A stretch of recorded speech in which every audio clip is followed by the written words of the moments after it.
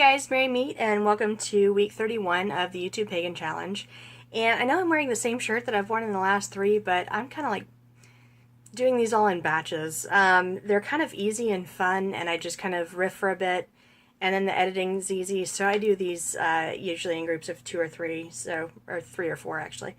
So anyways, this week's topic is how to enhance dreams. How to have prophetic dreams, and how to prevent nightmares. This is so timely because I have a friend who's going through this right now, and please excuse my dog, he's under my desk scratching, so, but yeah, this is very, very timely right now, and it's something that I have been kind of needing to put together a mojo bag or something for this friend, and there are a couple different things that you can do. One of the best things that you can do to enhance your sleep is to have something like an essential oil diffuser. And you can use lavender, you can use clary sage, and both of those are very sedative. They're very calming, they calm your nerves, they kind of set the stage for really good sleep. So I definitely recommend lavender essential oil, and clary sage essential oil. There are also some teas that you can use. For just getting to sleep, for kind of bringing you down a couple notches, chamomile tea is really good. I just love it. I like the taste of it. It kind of just helps me settle in, and it just helps me get into the right space for sleep, because I am a terrible insomniac. I'll go for days without sleep. So I kind of know a lot of these tricks, and I've actually been thinking about building a shrine to Morpheus, the Greek god of sleep, next to my bed to kind of honor him, hopefully get some of his favor to help me sleep. Another good one is valerian tea. Anything with valerian in it just calms you and soothes you. It's great for sleep. Now, as far as prophetic dreams, if you really want to bring that in, adding some mugwort and wormwood to that tea helps it. It keeps it kind of in that sedative space, but also kind of brings your awareness up at the same time. So those are really good herbs to use. I'm kind of a mugwort junkie. Like, I like to use it in everything. It's really good for opening the third eye. It's really good for really so many things, but I just kind of add it into my teas, and it works really well here. So as far as things to have around you, first of all, you've got to set the stage for good sleep. We don't have a TV in our bedroom. We watch TV in the living room, and then when we go to the bedroom, that's kind of a signal to us that it's time to sleep, not to watch TV. Keep it cool if you can. We're having some trouble with that ourselves, just because we have crummy air conditioning units that don't work very well. But keep it cool, clean sheets. I sleep so much better when I'm not sleeping in grit, and we have a lot of pets, so the grit happens.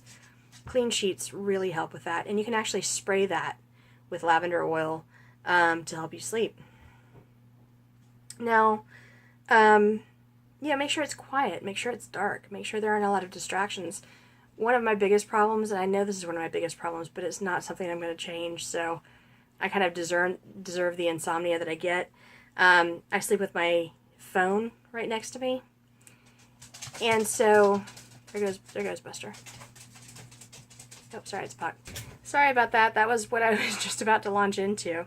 I have a dog named Puck. He is an adorable Chihuahua. He's very, very old. He's an old man, and Chihuahuas have tiny bladders anyways, but he's very old, and so I get up at least like every hour and a half, 2 hours, 2.5 hours to let him outside, and a lot of times I have to pick him up, or I have to like coax him, or I have to talk him into it, so I wake up a lot. I sleep very lightly, and when I'm up, I have to be active. I have to think about how to get this dog out, and like my brain has to be awake, so I wake up 4 or 5 times a night pretty easily. Sometimes even more, sometimes 7 or 8 times a night. Sometimes I just don't get back to sleep. So yeah, What was I going to say? Oh, I was just going to say try to eliminate distractions. I don't really have a choice. Like I love Puck so much. He's my child. So I don't have that choice, but if you have a choice, anything that distracts you, just put it aside. Like, and again, I grab my phone every time. If I'm going to stand there at the back door and wait for Puck to go, I'm going to be doing things on my phone. That's why a lot of times if we're friends on Facebook or something, it'll look like I'm online. I'm just awake for, 20 or 30 minutes or possibly 4 hours, depending on if I can get back to sleep. So, so eliminate those distractions. As far as things that you can have around you, well, I've got some stones to get rid of nightmares. Black tourmaline or tourmalinated quartz. I just got this one. I'm kind of excited to show it off. Is so good for transmuting negative energy into positive energy. It's really good for nightmares. And tourmalinated quartz is really good as far as like trapping nightmares and negativity, kind of like a dream catcher would do. Because it kind of gets trapped in all the needles. So this is really good to have next to your bed if you are prone to nightmares. And I need to get a piece for my friend that I had mentioned earlier. Also hematite. It absorbs negativity.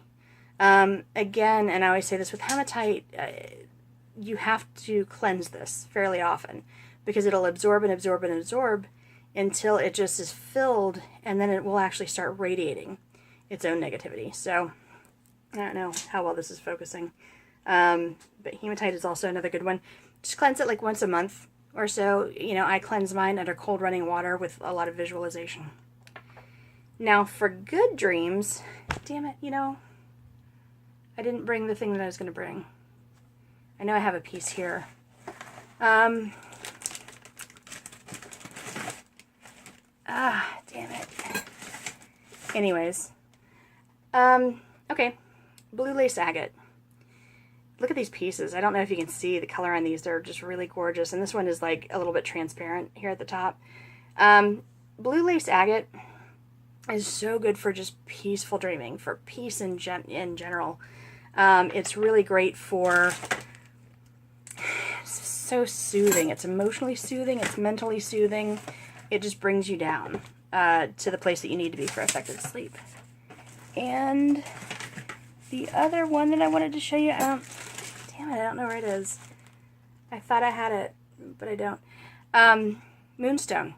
A moonstone connects to the goddess and spirituality, but it's also very good for night, for bringing in prophetic dreams, especially because it's kind of just opening your senses, opening your psychic senses, even if you're asleep, kind of letting you be open to the things that come to you, the messages from deity, really, that you need to know.